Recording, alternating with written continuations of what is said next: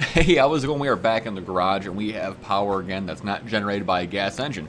So that means I get to take a look at the EM2 rifle and have a discussion about that. So let's get into that.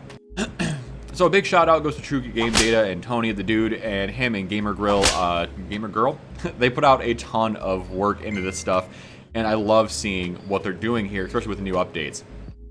But let's dive into EM2, take a look at the just base stats of this gun. So the first thing we're going to notice is the fire rate. The fire rate is a 533 RPM versus the C58, which is a 553. So I kind of wanted to compare these two rifles because when you look at them side by side, they really share a lot of the same characteristics. They both feel kind of AK-like, if that makes sense. And it's not a 5.56, so good to see there. So the gun that I think this actually should be compared to is going to be the QBZ. If you're not using the QBZ in Warzone, you're absolutely sleeping on it and you need to use this gun. So there are a couple of reasons why I want to bring the QBZ up so heavily in this conversation. Not only the fire rate, not only the quick ADS time, not only the shared sprint to fire time, the movement speed. So the movement speed is probably the biggest key factor in Verdansk especially. Rebirth Island, you've kind of got a little more weirdness because of hip fires and things like that come into play a lot more often. But the movement speed we're looking at here is 5 meters per second, which is very similar to that of the Mach 10 at full mobility. The Krig 6 obviously is moving pretty quickly. The EM2 is the slowest moving out of this group.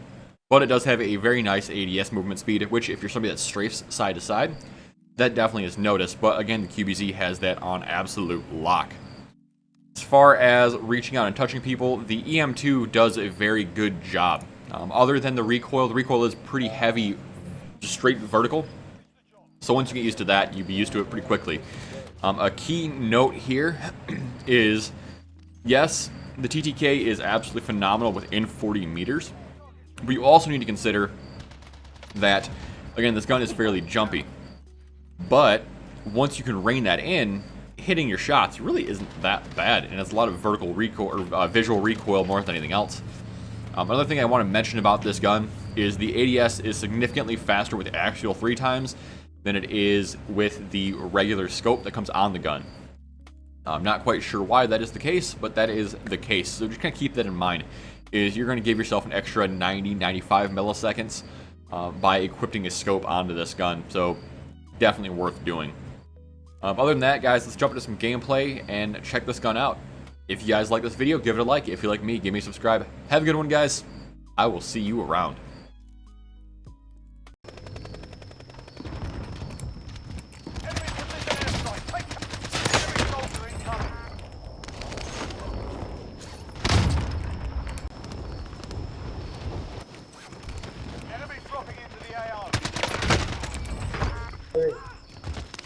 Primary LZ's a mark. Extract.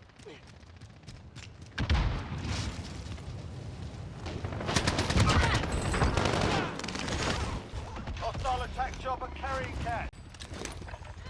Enemy dropping into the AO.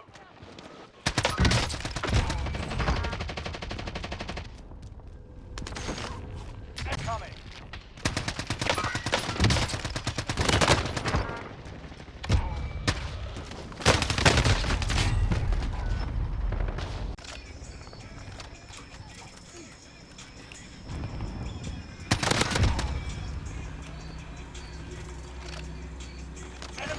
Enemy soldier incoming.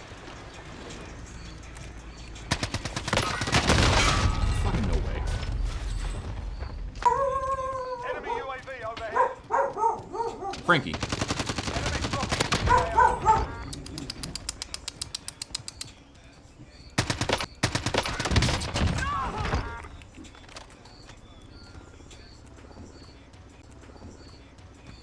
Hostile dropping into the area. Watch the sky.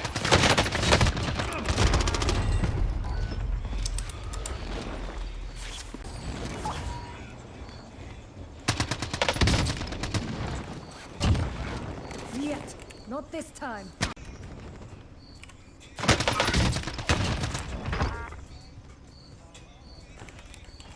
Hostile drop.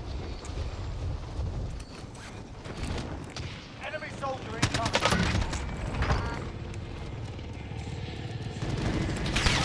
No. Yeah, I'm out of here. Got one kill. Y'all dead? Nah. You're done. I got one on me. Now or capture the objective. Fuck. Go back to the front line. You've earned it. Man, that was hurt. You're the last one on your team. Finish the job. I had to grab a gun, bro. That pistol sucks. 9 enemies are still active. Hunt them down. Next time we locate them. 4 targets remaining. Good work. Oh my god.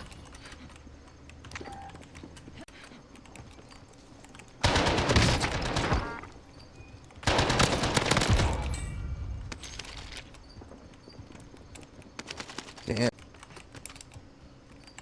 He's up here Contact somewhere. front.